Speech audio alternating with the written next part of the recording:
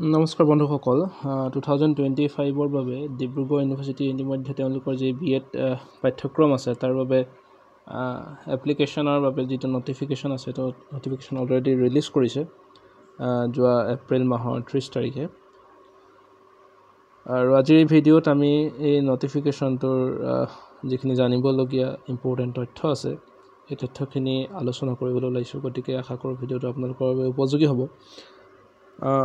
প্ৰথমতে আমি চাব লাগিব যে তেওঁলোকে যেটো 2025 ৰ দুবছৰীয়া যেটো বিএড প্ৰগ্ৰাম আছে এই প্ৰগ্ৰামটো বাবে যি এন্ট্ৰেন্স টেষ্ট হ'ব কমন এন্ট্ৰেন্স টেষ্ট এটো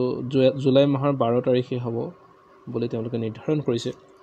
গতিকে আপোনালোকে এই জুলাই মাহৰ 12 তাৰিখে হ'ব বুলি আপোনালোকে নিজৰ প্ৰিপাৰেচনটো চলাই যাব লাগিব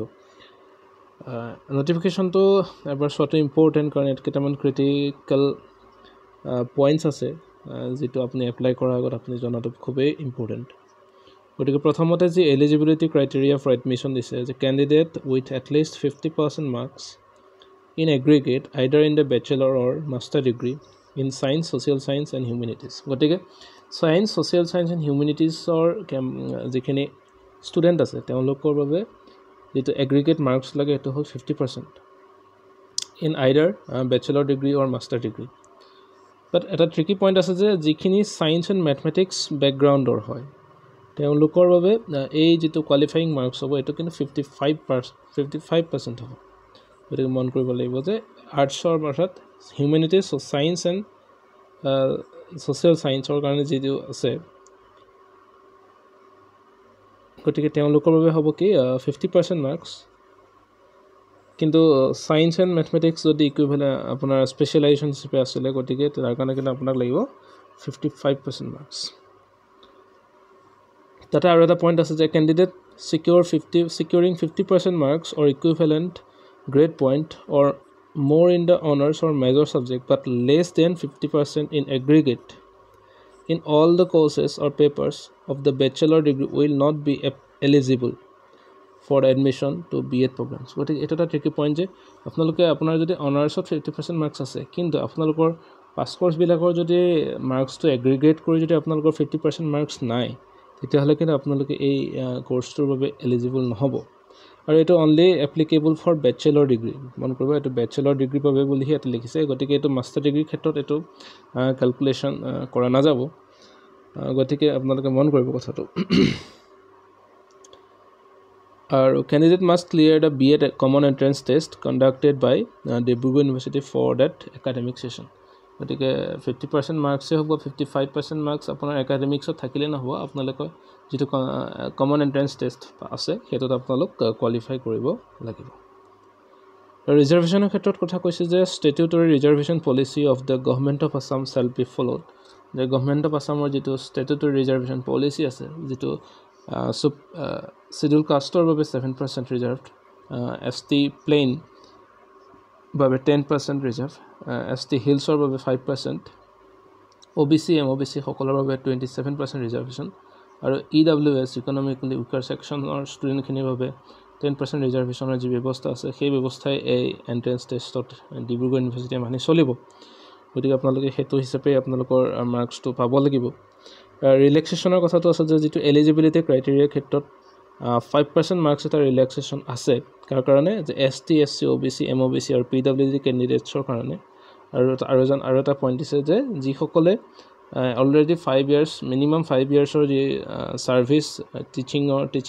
টিচাৰ হিচাপে যি সাৰ্ভিস দিছে কেনেকুৱা স্কুল হ'ব লাগিব যে আপ টু 10 ষ্টেণ্ডাৰ্ডৰ লৈকে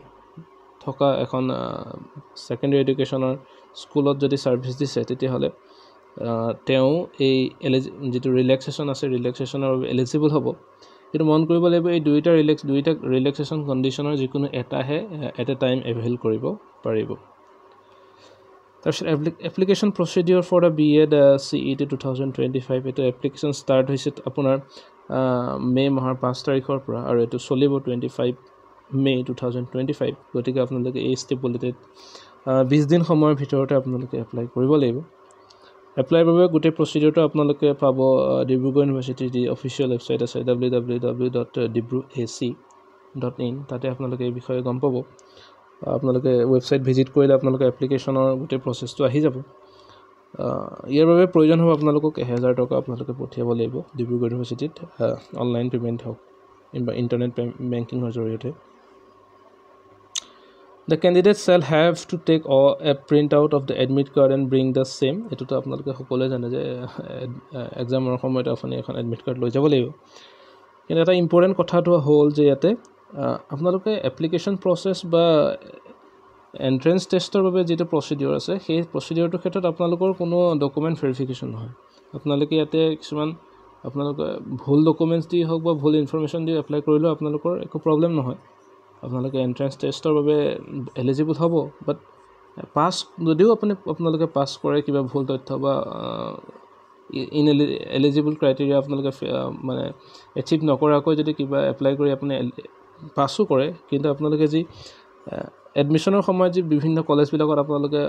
এপ্লাই কৰাৰ পিছত যি ভেৰিফিকেশ্যন প্ৰচেছ হ'ব তাত কিন্তু আপোনালোকৰ যেটো কেণ্ডিডেটছৰ আছে সেইটো কেনচেল হৈ যাব গতিকে আপোনালোকে এটা কথা মন কৰিব যে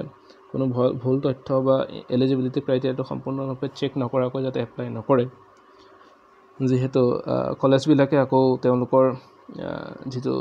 এডমিশ্যনৰ কাৰণে নটিফিকেশ্যন সেপাৰেটলি উলিয়াব আৰু তাতে আপোনালোকৰ ডকুমেণ্ট ভেৰিফিকেশ্যন হ'ব আৰু তাতে তেওঁলোকৰ যদি কিবা ডিসক্ৰিপেন্সি পায় তেতিয়াহ'লে আপোনালোকৰ কেণ্ডিডেটছৰটো কেনচেল হ'ব পাৰে তাৰপিছতে আছে চেণ্টাৰ্ছ বহুত কেইটা চেণ্টাৰ্ছ আছে মেইনলি আপাৰ আসামতে আছে ডিব্ৰুগড় যোৰহাট গোলাঘাট লখিমপুৰ ধেমাজি তিনচুকীয়া ঢকুৱাখানা শিৱসাগৰ আপোনালোকে এইকেইটা চেণ্টাৰৰ ভিতৰত আপোনালোকে এক্সামবোৰ দিব লাগিব এনেকুৱা নহয় যে অকল আপাৰ আসামৰ ষ্টুডেণ্টখিনিহে দিব পাৰিব তেনেকুৱা নহয় গোটেই কোনো তেনেকুৱা বেৰিয়াৰ নাই কিন্তু আপোনালোকে যদি এক্সামটোত বহিব বিচাৰে তেতিয়াহ'লে এইকেইটা চেণ্টাৰত নিশ্চয় ভিজিট কৰিব লাগিব গতিকে লাষ্টত আপোনালোকৰ যি স্কেডিউল আছে স্কেডিউলটো আপোনালোকে ভালকৈ চাব লাগিব যে online application portal activate 5 May 2025ত হৈ গৈছে আৰু last date of submission of online application 25 May আনহাতে ডেট অফ বিএড এণ্ট্ৰেন্সটো হ'ব আপোনাৰ 12 July 2025 and date of declaration of the result by 22 July 2025 গতিকে 22 জুলাই 2025 ভিতৰত ৰিজাল্ট দিব আৰু খুব সম্ভৱ 10 পৰা 15 দিনৰ ভিতৰতে বিভিন্ন